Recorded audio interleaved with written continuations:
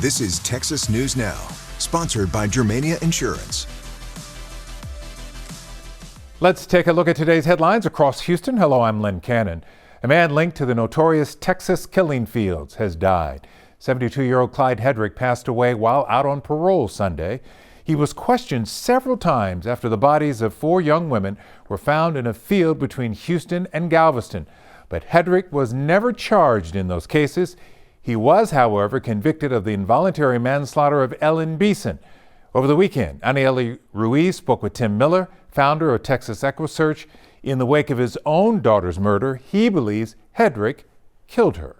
That's right. The Texas Department of Criminal Justice confirmed that he died yesterday here in a Houston area hospital. And after speaking with Tim Miller, he says now he, along with other families, will never get their day in court. 42 years since the disappearance and death of 16-year-old Laura Miller, and still no real closure for her father, Tim Miller, the founder of Texas EquiSearch. But this weekend, some small sense of peace for Miller and other families whose loved ones' bodies were found in what was dubbed the killing fields, following the death of 72-year-old Clyde Hedrick, a man believed to be the suspect, but never charged with their deaths. Victim advocate Andy Kahn speaking with us. There's a saying that I often attribute to cases like this, and it's grief is intensified when justice is lacking. And sadly, justice has been lacking for Tim and at least 3 or 4 other young women of the so-called killing field murders. And they've been living with this for over 4 decades. Miller unavailable today for an interview, but over the phone he told me he and other families will never get their day in court and may never know what truly happened to their loved ones. It's been a long journey for Tim, and today one part of that journey is over, and we're still waiting for the other part of that journey to see fruition. Hedrick was convicted of involuntary manslaughter of another woman, Ellen Beeson, whose body was found in 1984. Hedrick was sentenced to 20 years in 2018, but then released on parole 3 years later under an intensive supervision program. Our purpose was to basically make sure he was under the highest level of supervision, which was basically house arrest, curfew, and an ankle monitor. Now, even after Hedrick's death, Kahn says the investigation continues, and he believes families could still get some form of closure. You can still posthumously, make sure that he's legally attributed to the murders. Even though he's now deceased, that's not going to let him off the hook. So that's what we're hoping for. Hitchcock police today, they tell me they did speak to him before his death. They could not confirm what this conversation was about, but they go on to tell me this is still an ongoing investigation. Anieli Ruiz, KHOU 11 News. Anieli, thank you. By the way, Tim Miller did win a wrongful death lawsuit against Clyde Hedrick, but he never received any money from that case. We have much more on Hedrick, including a timeline of the killing field murders. See it now on KHOU.com. Now to families facing a heartbreaking loss. Over the weekend, loved ones said goodbye to Nicholas Gray. That's the 8-year-old boy who died after choking on a grape at school. Michelle Choi spoke with his family. We knew that there needed to be a way for the community locally to say goodbye and to honor his name as well. And so we decided to have a bubble release in honor of him so that students, teachers, staff, and the community could attend. Bubbles filling the sky, each one a symbol of love for 8-year-old Nicholas Gray. Why bubbles? Bubbles represent lightheartedness and fun, and that's exactly who my son is. He's lighthearted, he's fun. He had a smile, or has a smile, that can light up the world. His mother, Kenzie, grateful for what she calls overwhelming support. I'm so very grateful and proud, so proud. Proud is an understatement of what I feel to be Nicholas Gray's mother. Saturday morning, dozens gathering at a park in Manville. Friends, teachers, and family sharing hugs, prayers, and memories to honor a little boy whose life was cut too short. I truly feel, yes, it was a short time, but Nicholas fulfilled his purpose. His father also leaning on that support. I just ask that anytime if you think of Nicholas, you think of positivity. He was a gift to us all.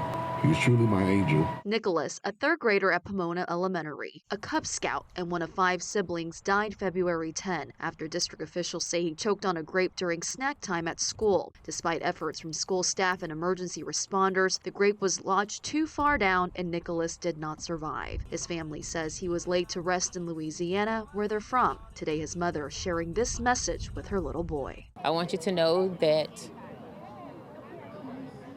in your absence, we'll never forget about you. We'll live in your name and we'll honor your name every day. In Manville, Michelle Choi, KHOU 11 News. 8-year-old boy, how sad. A burglary suspect wanted for targeting multiple homes in the Montrose neighborhood of Houston is now behind bars. Police say 56-year-old Bobby John Henry is charged with multiple felony burglary counts weeks after we first told you about his alleged crimes. Investigators nicknamed him the Spider-Man burglar, and you can see why in this surveillance video. Watch him. He is seen dismantling, then crawling through a doggy door to get inside a home. In another case, there he is climbing through a window before walking away with bags of stolen items. One woman says her jewelry was taken, including family heirlooms. Right now, it's unclear if any stolen property has been recovered, but neighbors say they are relieved he is off the streets. Well, I think looking out for each other is the best thing. It's like when you're constantly out walking the neighborhoods, make eye contact, say hello to folks, get to know each other. It's the pretty simple, basic stuff that I think sometimes we forget. Henry now being held on a $1.5 million bond. It has been nearly a month since Waymo's driverless taxis hit Houston streets, and now new concerns are popping up. New video shows one of the self-driving cars heading the wrong way near downtown, creating a dangerous situations for drivers. It comes as a company points to a new study claiming its technology is making roads safer. However, not everyone is convinced. Megan Reyna spoke with the man who captured the video. We're learning about not just one, but 2 instances of Waymo vehicles with no drivers causing dangerous disruptions around town. And this comes after the company launched in Houston just 1 month ago. It was kind of scary and concerned. Like, what is this car doing? Tuesday afternoon, just before rush hour traffic, Greg Funai was trying to enter an HOV lane off St. Joseph Parkway when he says a driverless Waymo car was turning into oncoming traffic. And it just was sitting there blocking 2 lanes of traffic. Then eventually it backed up and then moved forward, and now it's blocking 3 lanes of traffic. The company confirming the incident with KHOU, writing, quote, "Our remote assistance team helped the vehicle back up and clear the intersection." But just this morning, Funai says his daughter encountered a stalled Waymo vehicle in the same area. It was a Waymo car sitting in a lane of traffic next to orange barrels with its flashers going, not moving because it didn't know where to go. For Funai, these incidents aren't just an inconvenience, but a safety concern.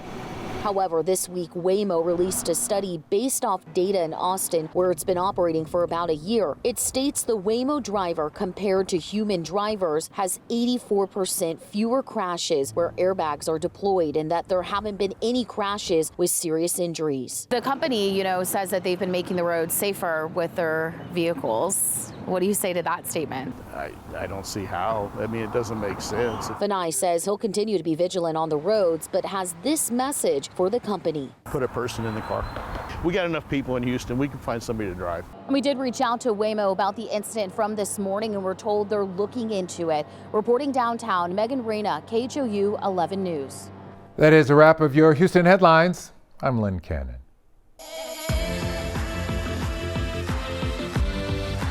I'm Chris Lawrence with your top stories in North Texas. Crews are removing all the colorful crosswalks in Dallas to comply with Governor Abbott's order. He cited safety concerns and getting rid of distractions. But Kevin Reese spoke to community members watching that work be erased.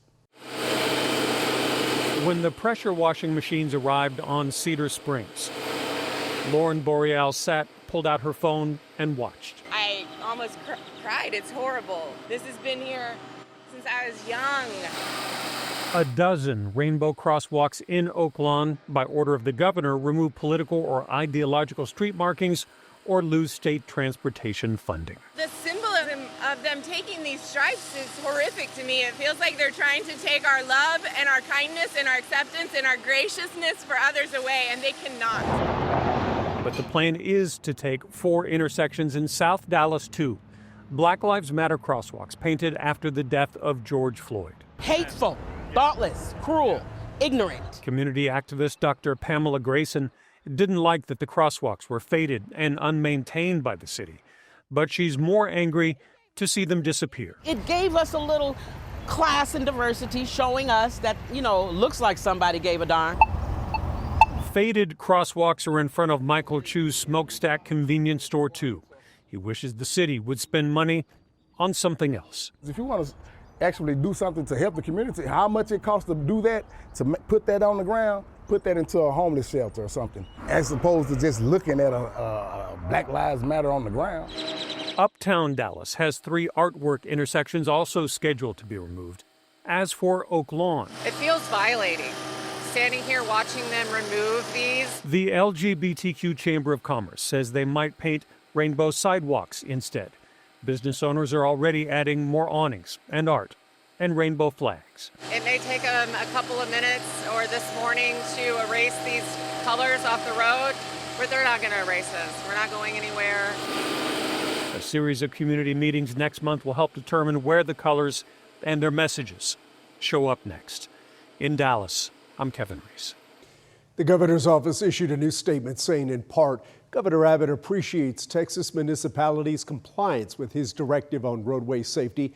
Texans expect their tax dollars to enhance roadway safety, not advance political ideologies. Police are searching for a driver responsible for a hit and run in South Dallas, but as Brittany Moncrief shows us, neighbors are already rallying to fix a damaged mural.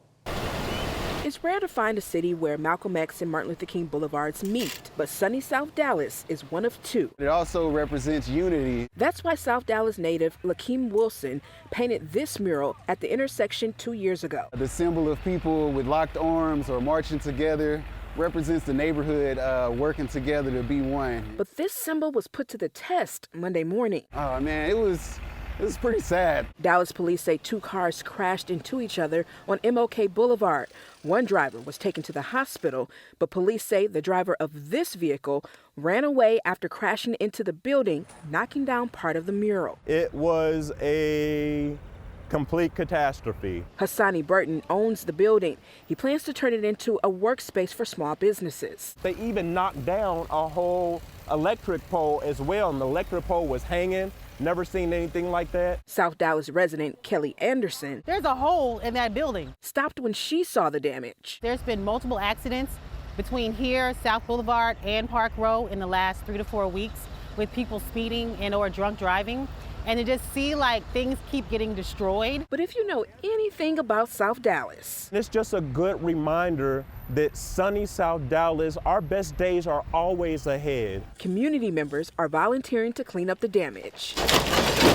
So many people have contacted me about what's going on today, have stepped up to help. It's an example of the pride that we have here in South Dallas. And Lakeem is already making plans to restore this mural. Sometimes things have to be destroyed and new things grow from it. True to its purpose as the corner of unity.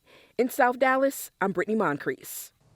Arlington police say they've arrested a man who admitted he killed his grandmother over an allowance. Brittany Costello spoke with a neighbor who knows the family, and what happened is hard to believe. This is the upstairs patio where they found the deceased. It's the first time. I think that's what's shaking me. Kiara Dennis is getting a look at her upstairs neighbor's patio, now covered with a black tarp. You try to rewind everything in your head of what could it have been. She says there's just one thing that stands out thinking back to Friday morning. Flies. We need to go to Home Depot. So many, she bought new netting. She had no clue what was right above her head. For it to be this close to you, it's very hard to process even in words. It's where police found the body of a 68-year-old woman. Police say they were called to the Carriage House Apartments off East Lamar Friday close to 5 o'clock. Police arrested her 21-year-old grandson, Rontrell Jackson.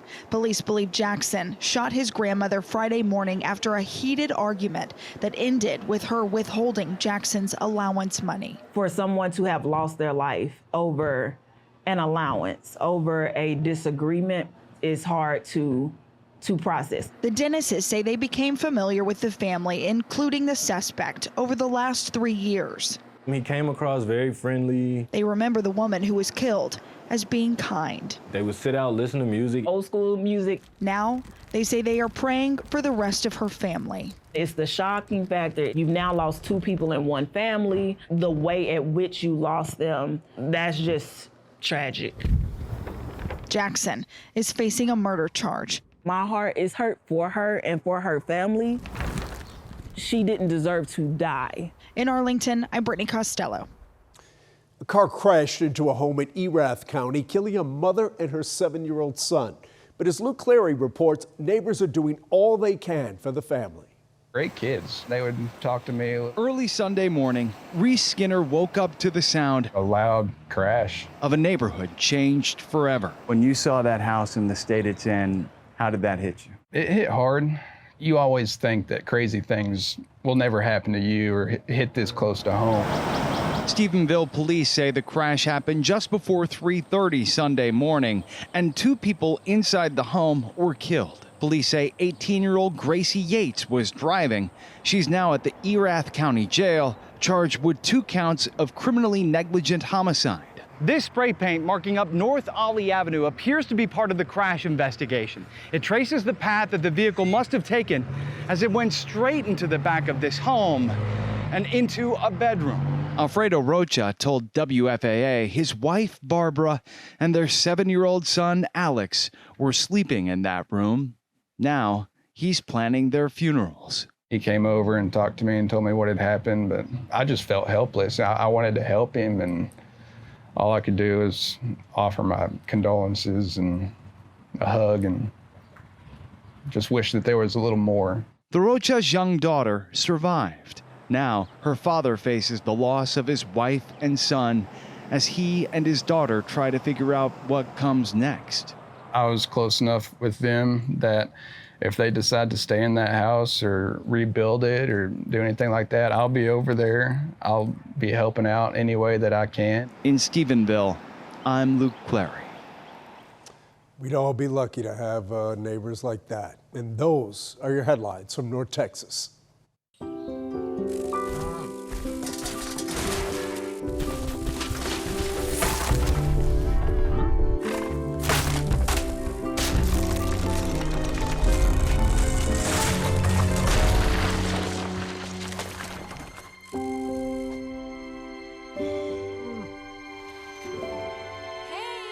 For insurance you can trust, help is just a handshake away. Find your local agent at yourmediainsurance.com.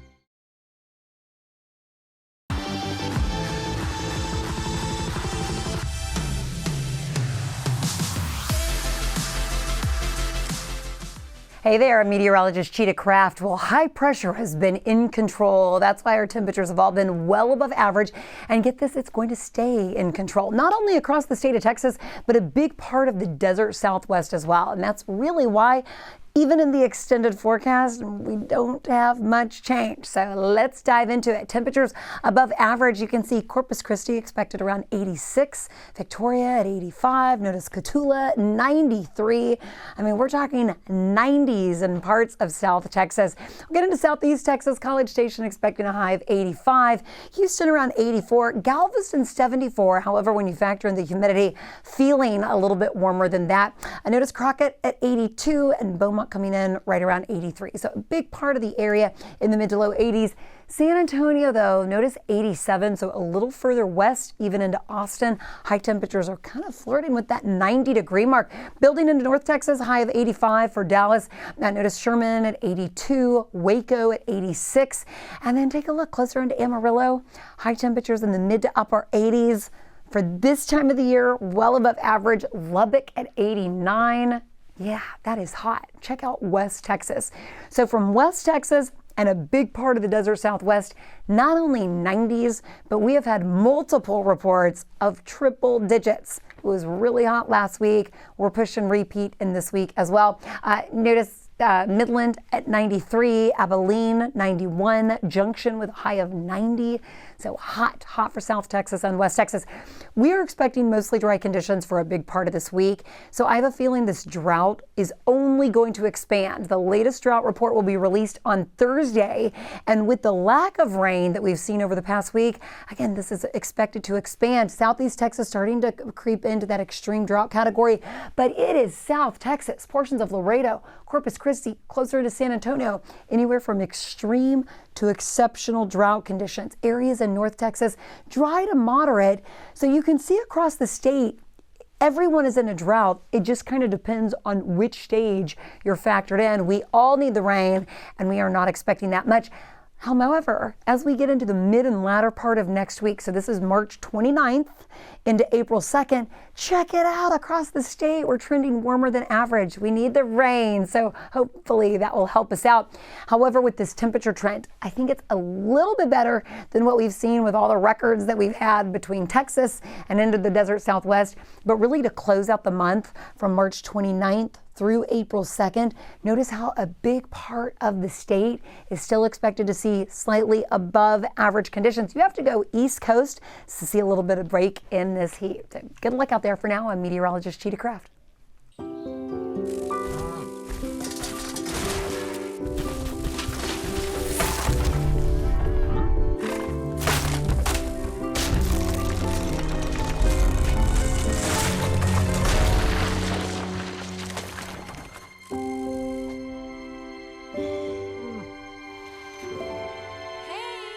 For insurance you can trust, help is just a handshake away. Find your local agent at yourmediainsurance.com.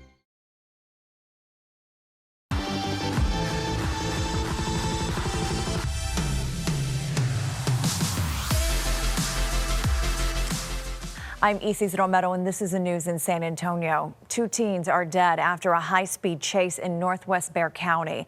Sheriff Javier Salazar says the 2 teens were seen breaking into vehicles in a nearby neighborhood before the crash. Mike Jimenez has the latest in this investigation. Bexar County deputies say the teens crashed right here into this ditch before an officer arrived to the scene, and both teens were ejected from the vehicle. These young men are deceased, unfortunately, as a result of some very, very poor choices on their part. Bexar County deputies say it was around 4 early Sunday morning when they were called out to a neighborhood at the intersection of Blacktail Crest and Bonito Loop near Culebra Road in far northwest Bexar County. The caller reported 2 men driving through the neighborhood in an early 2000 model Toyota. In fact, we do have video showing the 2 suspects engaging in that sort of activity, going into driveways, checking door handles, burglarizing vehicles. A neighbor provided this video showing the teens trying to break into his vehicles just minutes before deputies arrived. When deputies arrived, they say they saw the Toyota speeding away from the neighborhood. The deputy attempted to turn his vehicle and engage in pursuing the vehicle. He activated his overhead lights, but then reported that he then lost sight of the vehicle. Sheriff Salazar says a second officer on Culebra saw the Toyota speeding while crossing in front of him. It does appear, by all accounts at this point, that when the deputies arrived on scene, the vehicle had already wrecked out, and the 2 suspects were laying critically injured and were pronounced deceased here on the scene. Deputies say before the teens crashed, they took out a railing and ended up in a ditch.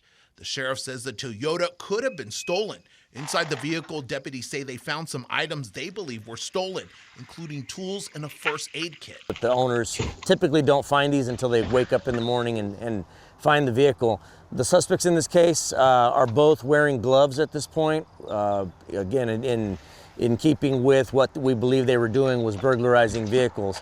So it's certainly a tragic loss of life. Now, deputies have not identified the teens. Sheriff Salazar says that it appears deputies did follow policies and procedures, and that deputy who initially tried to pull the teens over will be placed on administrative duty pending the outcome of their investigation. Mike Jimenez, KINS 5.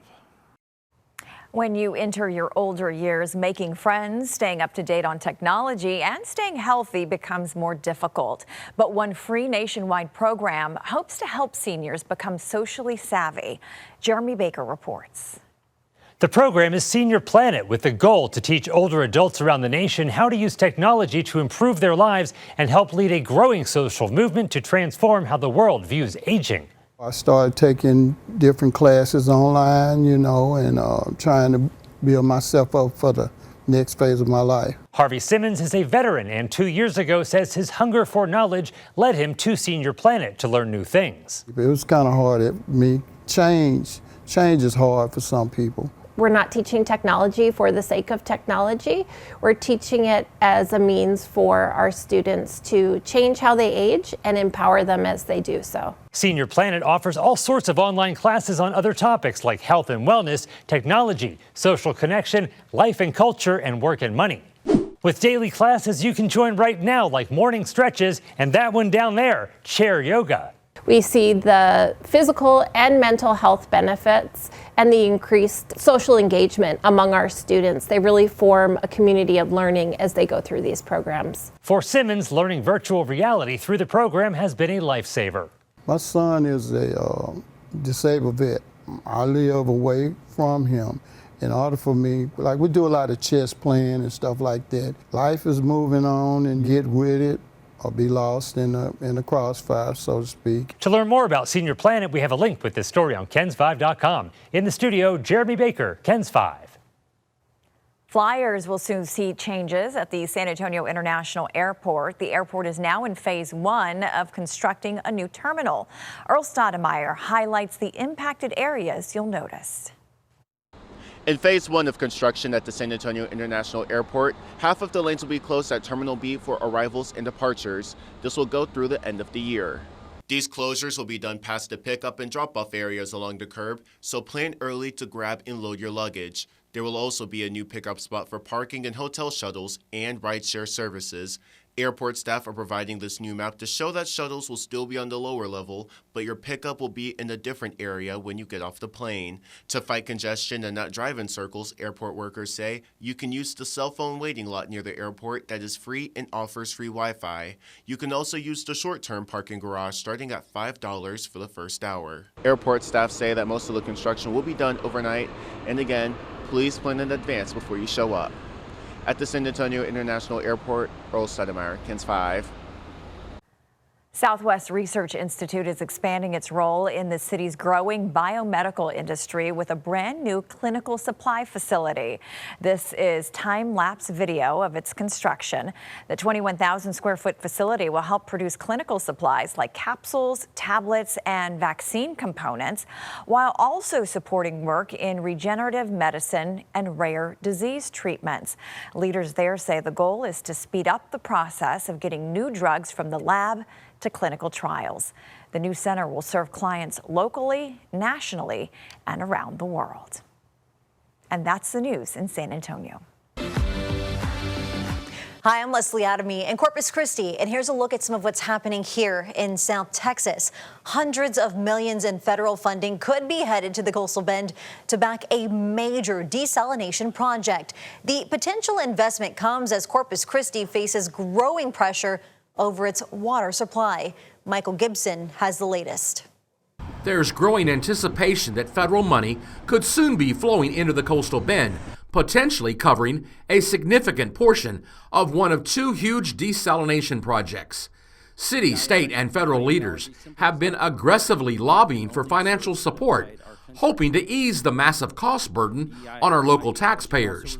During a recent visit, President Donald Trump signaled that help could be on the way. This is called a serious money ask, and I'm going to get that thing approved for you guys.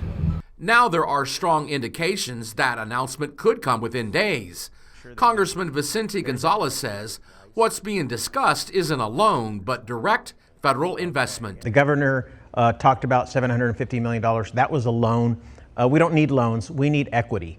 And the rumor is that there's going to be an announcement sometime this week of some federal funds coming for one of the desal projects here in the Corpus Christi area. I think that should be pleasantly welcomed. The question now, where will that money land? The city of Corpus Christi is pushing its Inner Harbor desalination project, estimated just under $1 billion, while the Nueces River Authority is proposing a much larger, multi-billion-dollar facility out on Harbor Island.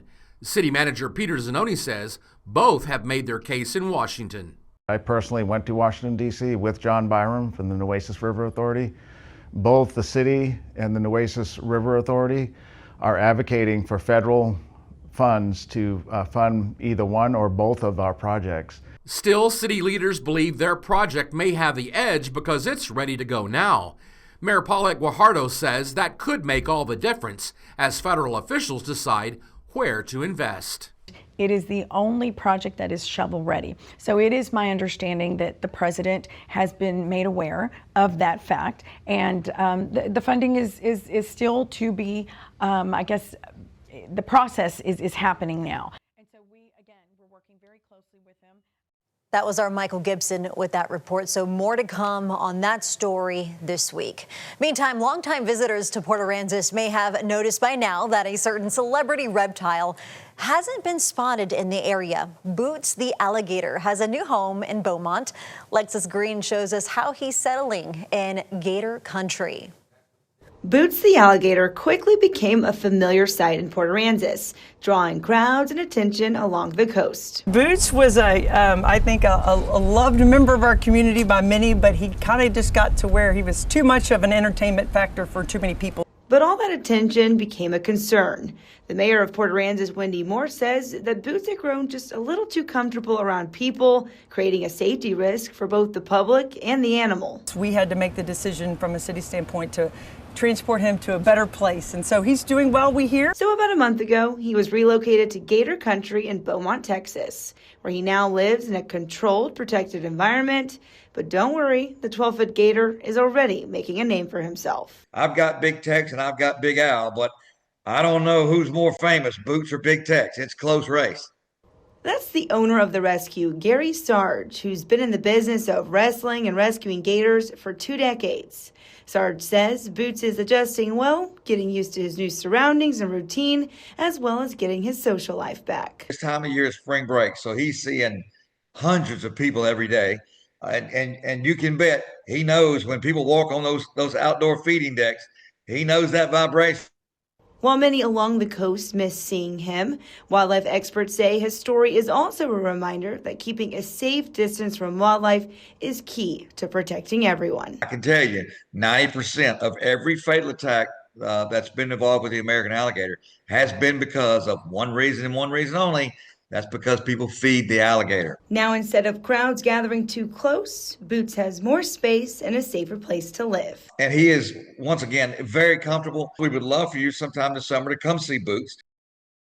And we do so love to see Boots the gator thriving there in Beaumont. And that's a quick look at some of what's happening here in South Texas. Hello, I'm Dan Millay. Here's what's making headlines across East Texas. 2 men who were wrongfully convicted of child abuse are now using their stories to raise awareness about what they call junk science in the courtroom. CBS 19's Jesus Martinez has more on the podcast that's putting shaken baby syndrome back in the spotlight. Our core message is what happened to us can happen to anyone. Josh Burns and Andrew Rourke know what it's like to have their lives turned upside down by a criminal charge, one they say should have never been filed. I knew in my initial trial that there were huge questions with the science. Both men were accused of shaken baby syndrome in separate cases, years apart.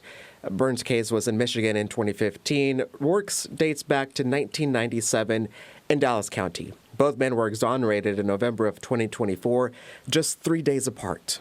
And kind of incredible. Now living about an hour away from each other in the Dallas area, the two have teamed up to launch a podcast called Unshaken Truth, aimed at sharing what they describe as flawed science being used in courtrooms across the country.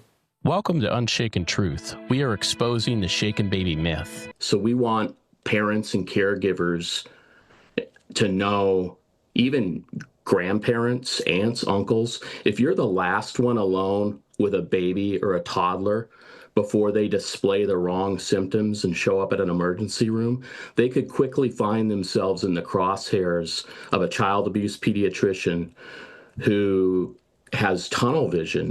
At the center of the podcast is the case of Robert Robertson, the East Texas man who has sat on death row for over 2 decades, convicted of the same type of charge Burns and Rourke faced. We have a junk science bill here in Texas that, helped provide relief for my brother Andrew Rourke here, yet Robert Robertson sits on death row. Robertson's case drew national attention in 2024 when the Texas legislature tried to pause his execution to hear new evidence. We don't want to execute innocent people. It's happened, unfortunately, but we should strive for that to never happen. Rourke says his own case bears striking similarities to Robertson's, including the medical findings used as evidence. The cap in my case was the exact same cap in his case. Plus, had the child in my case died, I would probably be right there with Robert on death row. The two say the problem comes down to what they call junk science. They argue medical testimony is not supported by current peer-reviewed research, and that questions remain about whether Texas's junk science law is being properly applied. It is worth noting, though, prosecutors and medical experts say shaken baby syndrome is still considered a valid medical diagnosis, most commonly seen in children under 2, but it could also occur in kids up to the age of 5. And junk science is a real problem in our courtrooms today. If you bring a child that you can't explain something happened to this child and you bring him to the doctor, you're about to be accused of something. A point of ongoing debate in both legal and medical communities. In Tyler, I'm Jesus Martinez.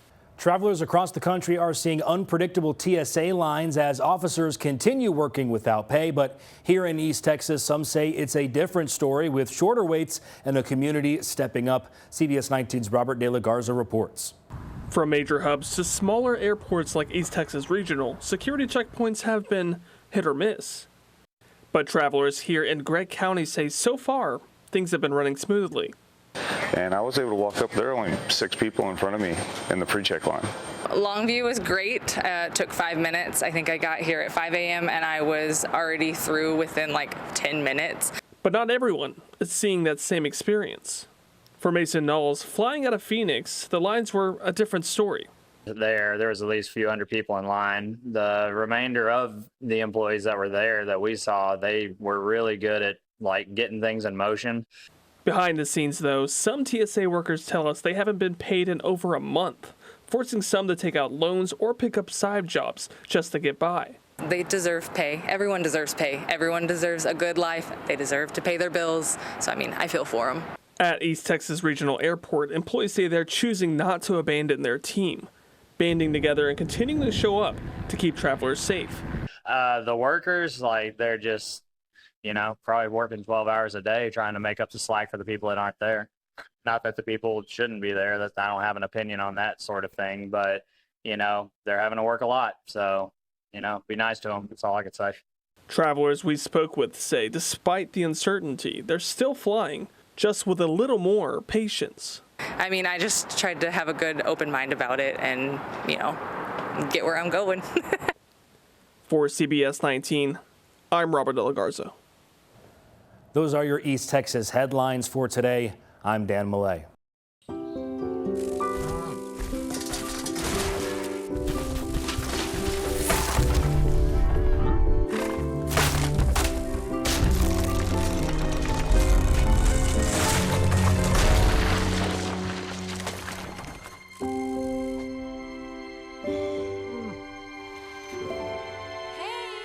For insurance you can trust, help is just a handshake away.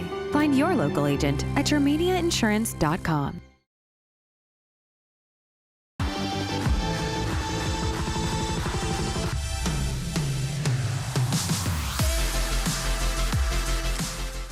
I'm Mark Mullins in Austin. Fire crews battled a wildfire at Bastrop State Park that started Sunday night. Reporter Jessica Cha has more from the Pineview Estates. The sky around Bastrop State Park was orange and filled with smoke on Sunday night.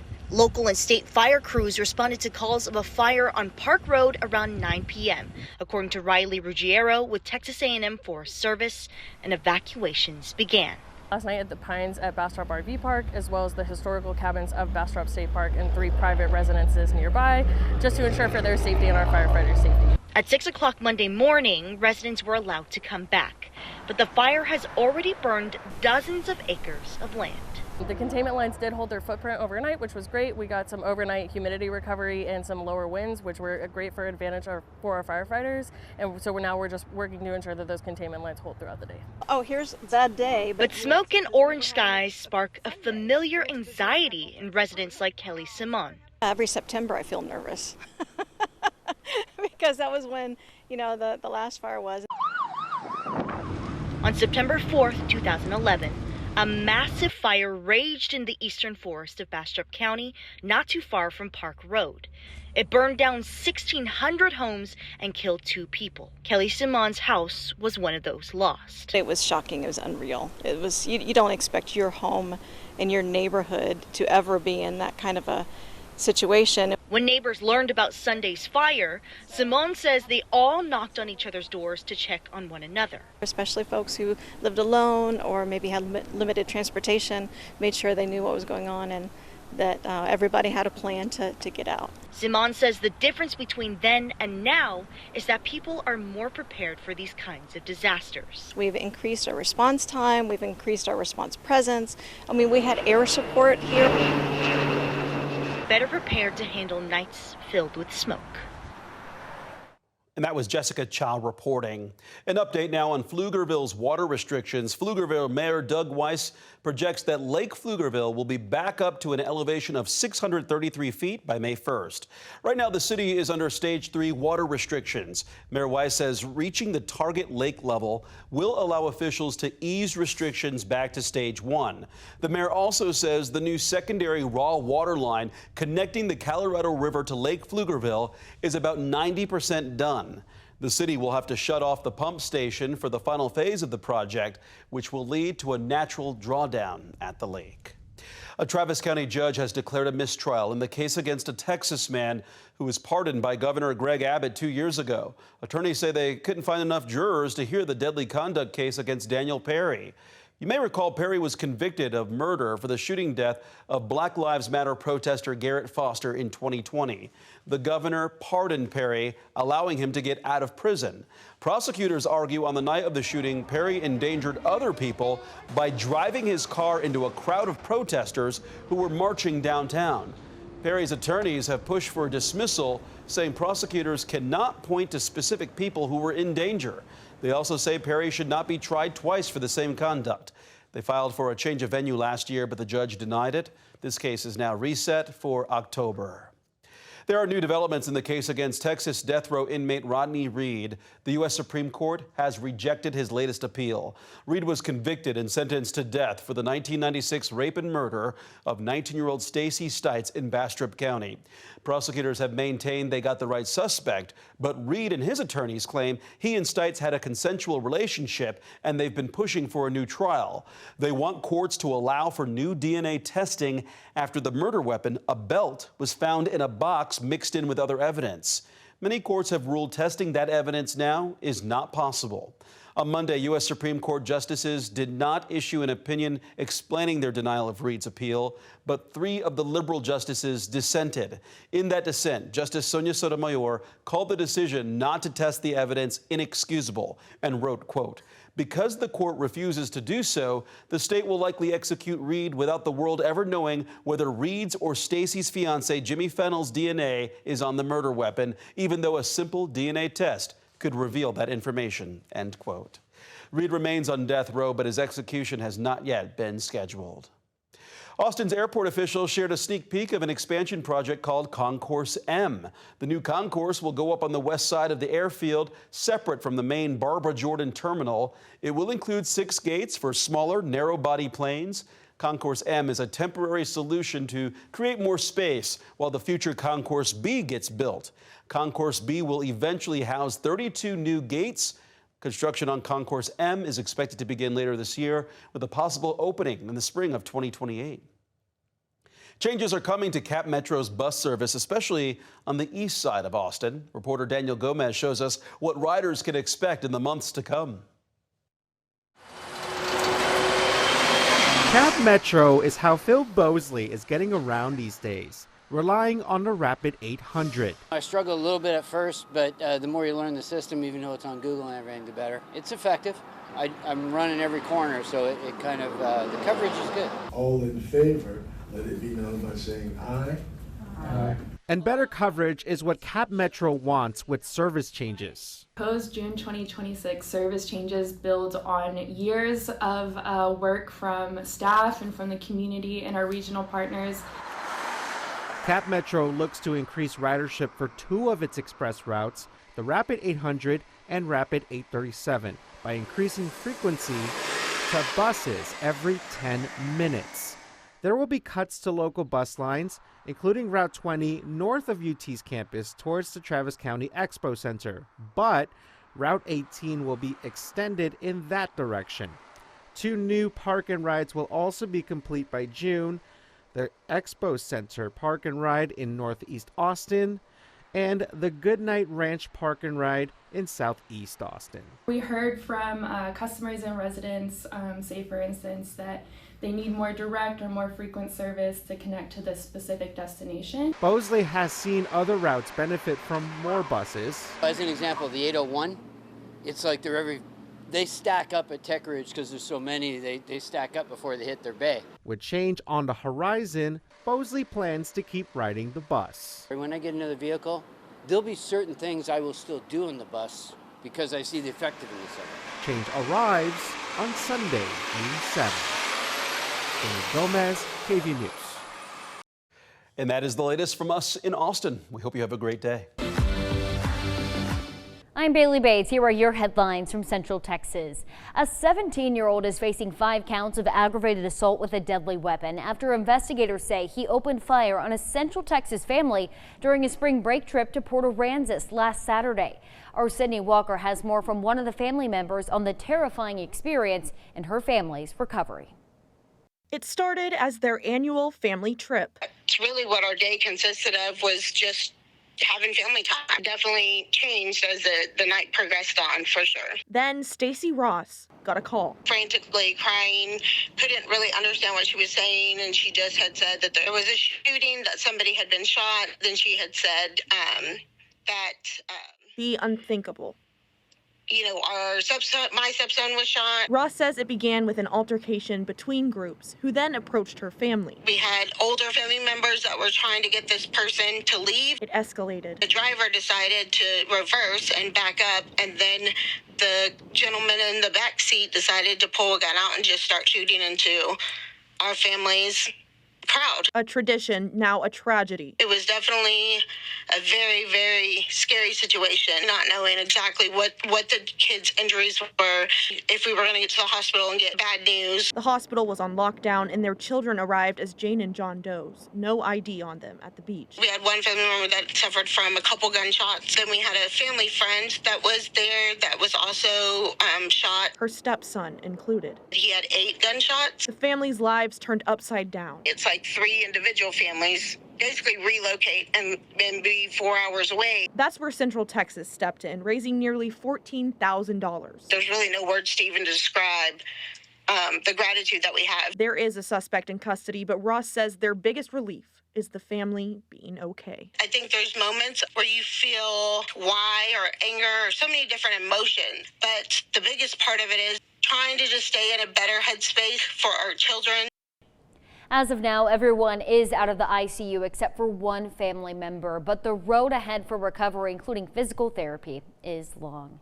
2 people are recovering from major injuries after cliff jumping at Lake Whitney. It happened Saturday night at the cliffs near the Bee Bluff area. The game wardens say the couple jumped off the cliff but didn't reach the water. Instead, they landed on a rocky ledge and got seriously hurt. Multiple agencies came to their rescue, lowering them onto a boat and then putting them on a helicopter to get medical care. Those are your headlines from Central Texas. Here are your headlines from Southeast Texas. I'm Tia Johnson. Another arrest has been made in connection to the Rogers Park shooting, which happened earlier this month. On Sunday, Jefferson County deputies located and arrested 18-year-old Javian Boykin. Boykin has been charged with deadly conduct, a third-degree felony. He's now the fourth person to be arrested in connection to the shooting. Last Monday, 18-year-old Alexander Perkins was taken to jail from BPD headquarters. He, along with 19-year-old Dante Perkins and 18-year-old Christopher Herring, are being charged with felony deadly conduct. A judge set their bonds at $500,000 each, with conditions including GPS monitoring, home confinement, and no contact with the victims. 2, 3. Family and friends of Ernisha Harris gathered at Pine Park on Saturday to honor the life of the mother of two. The 42-year-old's body was found inside a burned shed behind a home in Beaumont. We spoke to her daughter and mother that tell us she was full of personality and was a sweet, loving person. She was talented, known for doing makeup, being a hairstylist, and drawing. They called her a jack of all trades. Harris's daughter says seeing everyone come out in support of her mother brought her comfort. Just giving each other like encouraging words and stuff like that, you know. You want to say something? Calling each other, checking up on each other, making sure we all right. So it have brought us closer than we ever have been before. Authorities have not ruled out foul play in Harris's death as the investigation continues. The family has created a GoFundMe to help pay for funeral services. To find out how you can help, go to 12newsnow.com. Beaumont police honor the memory of Officer Paul Douglas Holsey Jr. Officer Holsey was killed in the line of duty on March 22nd, 1988. Holsey was shot while investigating a stolen vehicle at a local hotel. Authorities later learned that suspect was wanted for multiple murders in other states. Officer Holsey served with BPD for 8 years and is survived by his wife and 2 daughters. A piece of Southeast Texas history is getting a second chance. The Port Neches City Council decided not to take action on the Cajun House, but now a new group is stepping in to preserve it. At a meeting back in December, council members considered taking action but ultimately held off, partly because the city does not own the property. Instead, attention turned to community members, including the group led by Troy Broussard, Acadian de Texas, now working to take on the project. Troy Broussard, the leader, says the Cajun House's Port Neches is needing major repairs. We need to raise the house back up. We need to secure it. It is kind of a haven right now for feral animals, so cats and raccoons and other things that are going in the house. The price tag estimated at around $350,000. Plans include community events and even a possible Cajun music festival to help raise money and bring awareness. The city of Beaumont celebrated 2 teams that brought major pride to Southeast Texas. After Beaumont United and Westbrook boys basketball both made impressive runs, finishing as state finalists at the UIL Championship in San Antonio. The city invited the community to help honor their hard work and dedication during the Beaumont Mural Festival at Riverfront. Mayor Roy West tells us he's proud of not only the basketball team, but the community that has stood behind these students from the beginning. Oh, Beaumont has a lot of good in it, and the kids getting to the state championship, you know, we're talking, as somebody said, 99% of the kids are great kids. And we need to remember that. We don't need to pay attention to just the negative. We also have to acknowledge the good work that's being done. Joining the celebration was a special guest, Kendrick Perkins, former NBA champion, ESPN analyst, and proud Beaumont Ozen alum. Those who know Perk know of his pride for the 409, and these 2 teams only grew that pride. Just goes to show you the level of commitment that the community and these parents are pouring into their kids, and the coaches, because in order to have 2 teams go to the state championship, that means the groundwork has to be put in. That means they have to be in the gym. That means that they're getting the right message. That means all across the board they're doing what they're supposed to do, and they got the support to help them be the best that they could be. Congratulations to both teams again on an incredible season. And those were the headlines from Southeast Texas. Texas News Now is sponsored by Germania Insurance.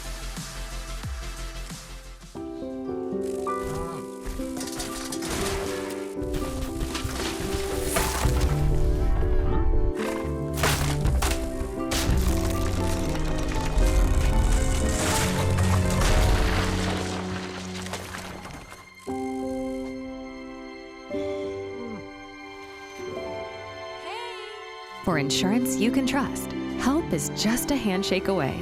Find your local agent at germaniainsurance.com.